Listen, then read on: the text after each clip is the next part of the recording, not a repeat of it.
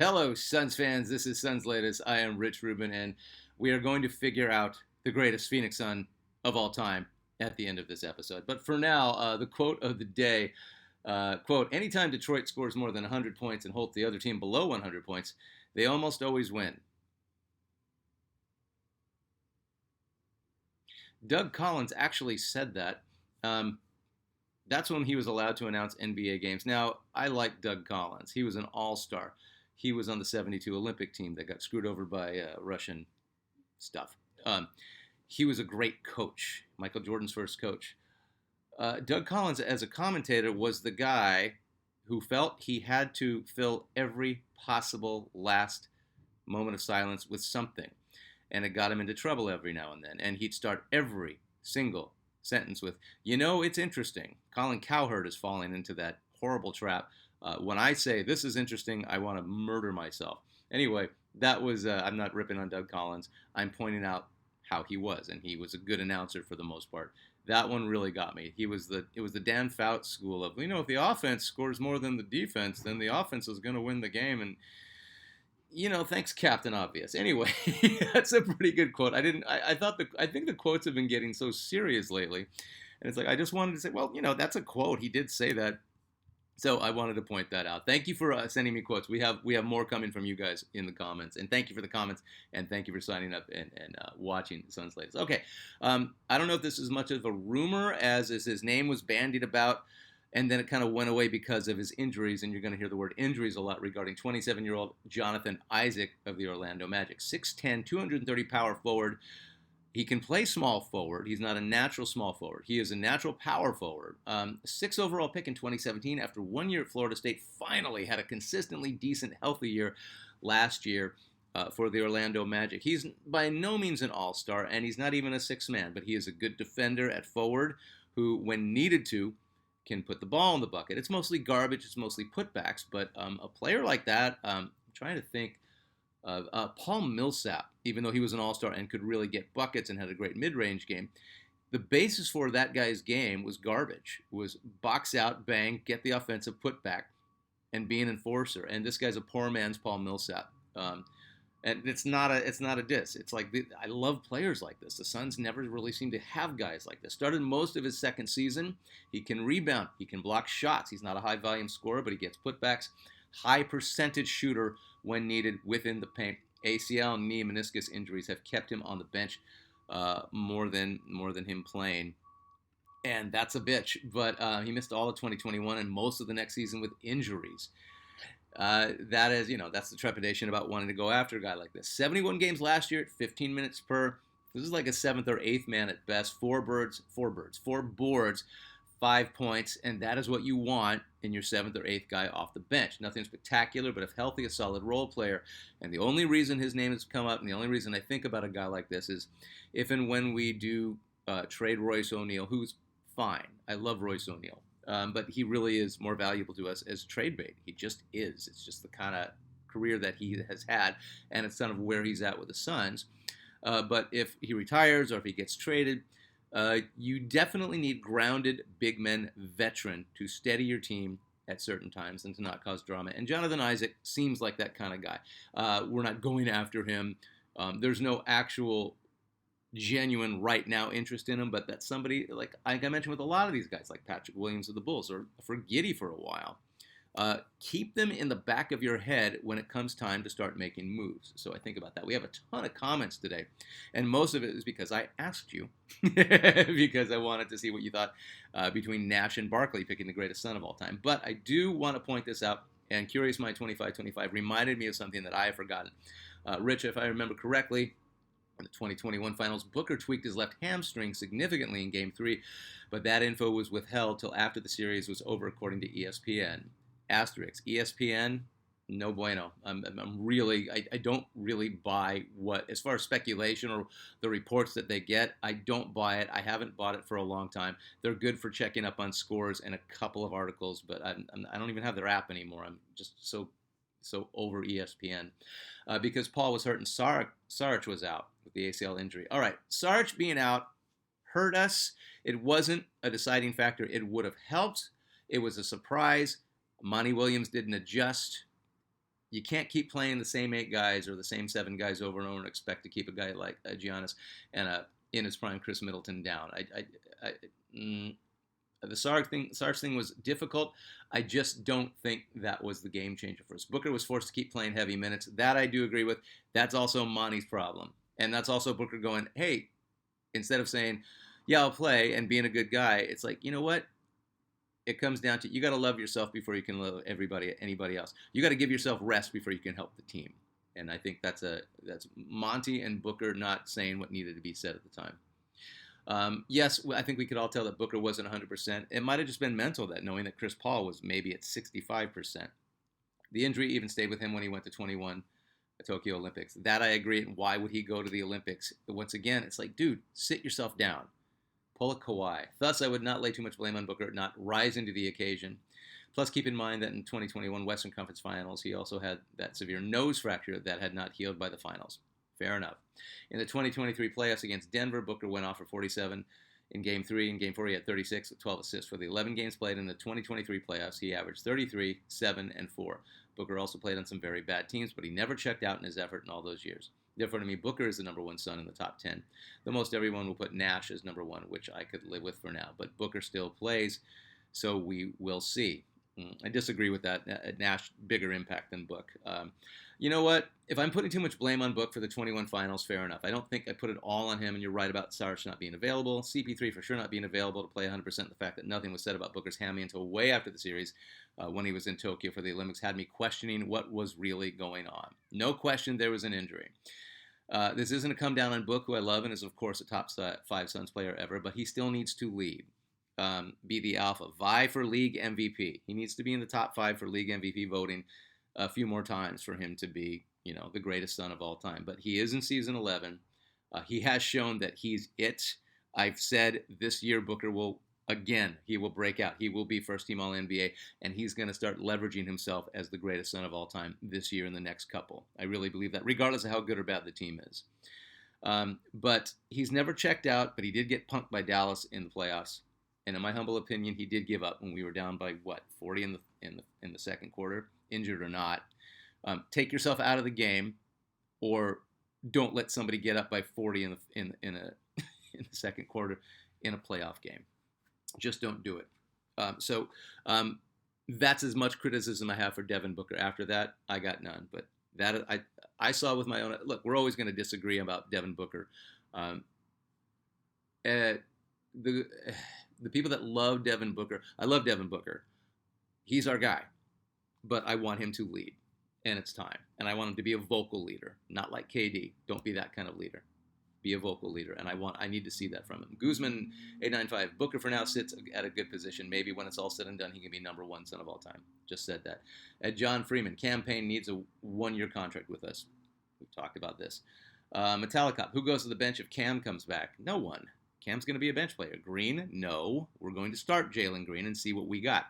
If Cam is a sub, then Colin becomes third string. No. Colin is the third. Colin is the first point guard is the first guard off the bench, and we cut Goodwin. No, we see between Goodwin and Butler what we got. We cut one of them, and I think we hang on to Goodwin. None of these scenarios sound better than just waiting until the trade deadline and thinking about it then. Every action has a reaction, and my reaction is get campaign as soon as you can and figure it out later. That's my reaction. I think campaign can only help the Suns. At Mr. DeCasso 9637, hard to disagree with why Paul Westphal is above Booker for now. I make no apologies for putting Westphal above Booker. Westphal was a leader, a vocal leader, a spiritual leader, a physical leader, a leader, and I'm a broken record with Westphal, but I'm not backing down on how great Westphal was for the Suns. He is top 5. Some people think right below Barkley and Nash, and I happen to be one of these people. At Nevetsov, I'm sorry, I always mess up your name. Will you please comment and let me know how to say your name? KJ versus Walter Davis is tough. Similar tenures, accolades, and contributions. KJ also not without some scandal at the end of his career.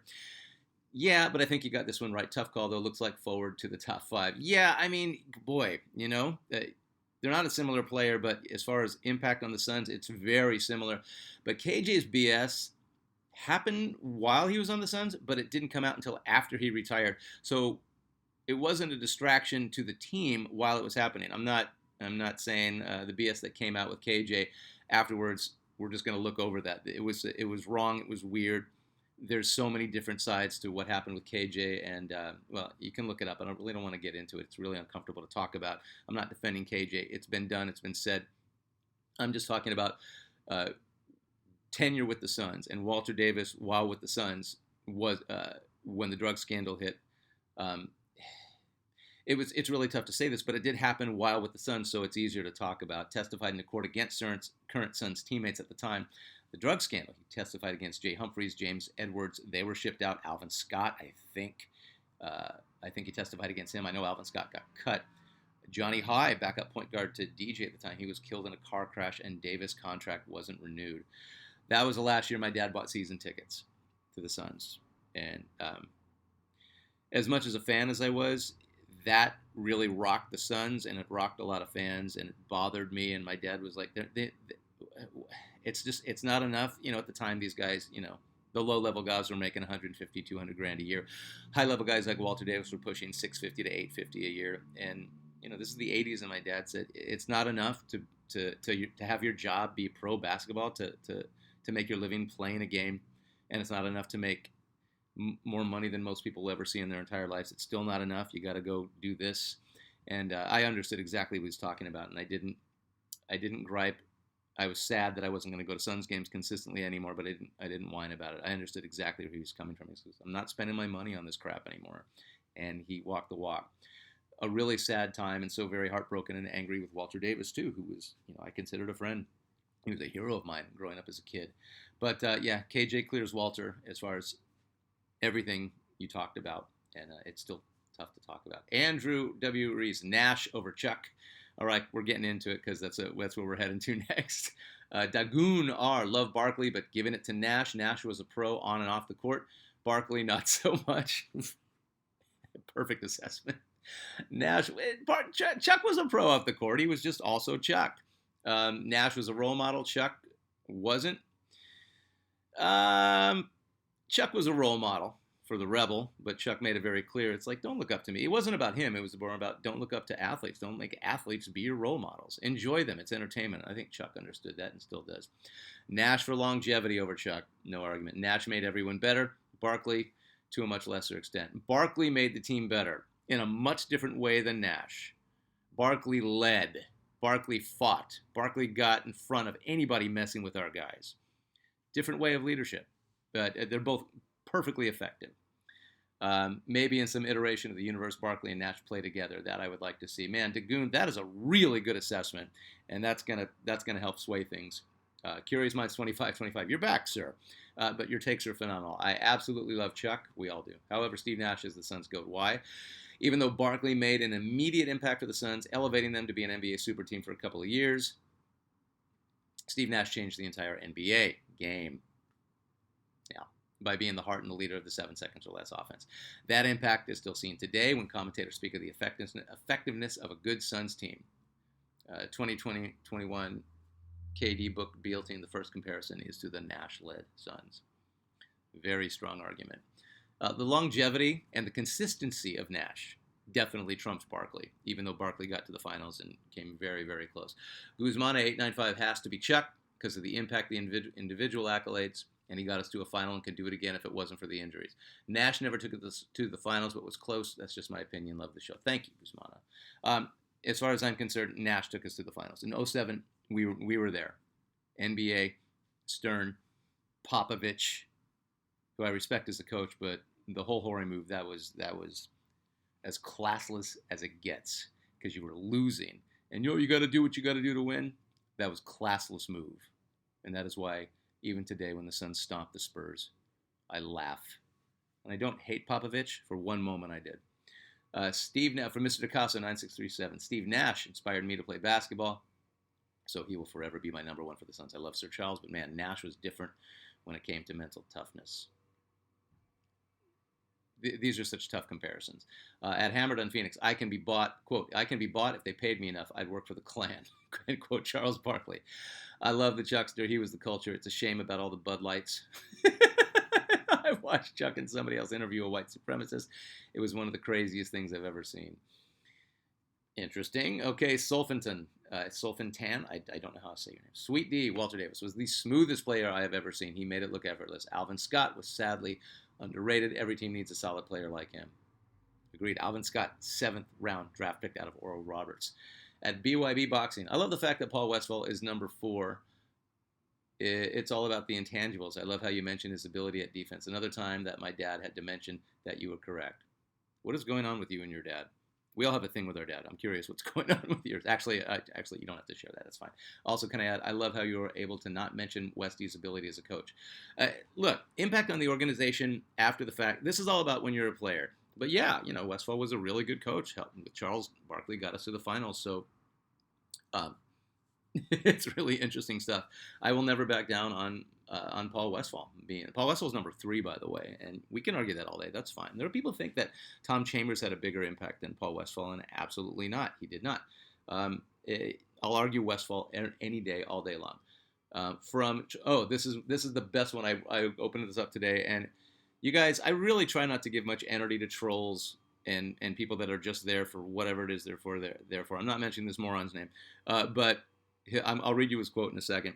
The best part was I was just, I don't know why. I rarely care. I rarely give a crap, but I looked up this guy. He has nothing posted, and everything is a rip on this podcast. He absolutely hates us. He absolutely hates me. And here's the best part. He's really dumb, but I just wrote, from a trolling idiot who can't spell.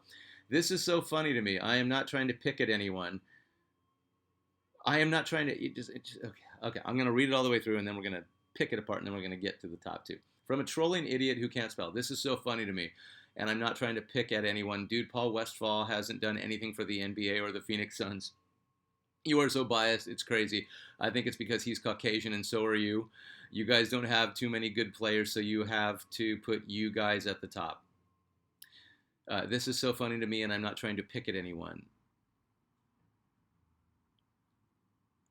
You're not self-aware, are you?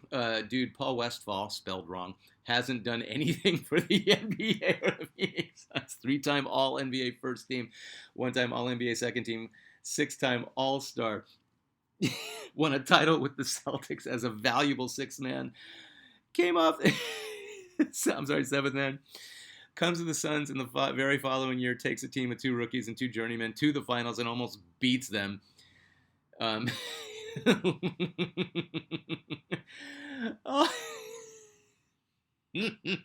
You are so biased. It's crazy. How is it biased? I'm pointing out how good this guy is. So pointing out how good somebody is biased. I think it's because he's Caucasian and so are you. Well, at least I know you're watching because you can see. Yes. Yeah, that's why. Yes, biased because he's Caucasian, even though Charles Barkley and Nash are vying for the number 1 spot. You guys don't have too many good players. We have Hall of Famers on our team, so you have to put you guys at the top, spelled wrong. You gotta love the trolls, putz. Alrighty, it's so fun.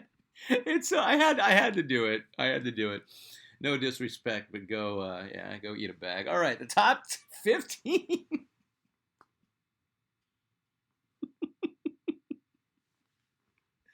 You're so biased. That's crazy. Okay. Top 15. Let's do this. Dick Van Arsdale, Tom Chambers, Alvin Adams, Sean Marion, Jason Kidd, Connie Hawkins, Chris Paul, Dan Marley, Amari Stoudemire, Walter Davis, Kevin Johnson, Devin Booker, Paul Westphal. We are down to 2-1. If you weren't paying attention, and I'm sure you were, because a lot of you reminded me, I got rid of that tie between Alvin Adams and Sean Marion. I put Adams at 13 and Sean Marion at 12. So that bumps everybody up. And I did a lot of talking about Charles Barkley and the Last Suns latest. Today we're going to talk a little bit about Steve Nash. The accolades: 3 times All-NBA first team with Suns, 2 times All-NBA second teams with Suns, 5-time NBA assist leader, all with Suns, 2-time NBA free throw percentage leader, all with Suns, 2-time league MVP with the Suns. Undisputed leader, led the Suns to the 07 finals if it wasn't for major NBA interference. Robert Horry and Greg Popovich, there's a special spot for you guys for doing what you did. David Stern, rest in peace. There's a special spot for you. Donaghy, I think you were reffing that game.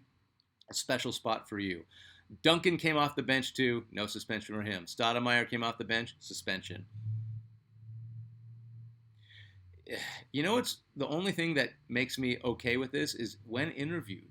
Steve Nash did an interview with Bill Simmons, and Nash says, way the game goes sometimes, man. Sometimes things just don't go the way you were planning, or you don't get the call that you want, and there's things that are completely out of your control. All you can do is keep moving forward. And Nash just tells you that's how a leader responds to absolute BS from all sides. Undisputed leader, second highest career free throw percentage in NBA history, four-time member of the 50-40-90 club, has more 50-40-90 seasons than any other player in NBA history, one of only 10 players to do it, one of only 3 players to have shot 50-40-90 more than once. The other 2, Kevin Durant and Larry Bird. So, and as far as the impact Nash had, I mean, as much as it was crazy when Chuck got there, Nash, over the long haul, made a bigger impact. Changed the game, as Curious Minds 2525 said. Changed the game. Steph Curry has changed the game. Michael Jordan changed the game. Kareem changed the game. Wilt changed the game. Guys who change the game have a very, very special spot in NBA lore and history and myth. And Nash is one of those guys. So one of you pointed it out, a few of you pointed out, Charles, probably more intense impact when it happened for 2 solid years. The Suns were the team. Even though they didn't win it, they got really close. But Nash, for the longevity of it, you got to remember, Nash was there mid-2000s, and then we were still almost making the finals in 2010. A couple of bounces the other way, we're there. So as hard as this is going to be, and the deciding factor is going to be accolades and longevity. And it's so nice to be able to say Steve Nash and longevity, considering his injury history and how it ended for him with the Lakers. Steve Nash is going to go down as the greatest Phoenix Sun of all time. There's going to be more arguments, but thank you for commenting. I'm getting all emotional. But yeah, I think when you really look at it, and I know Nash never technically got to the finals, but in my heart he did, if that makes any sense. And when you're a Suns fan, you got to go with your heart.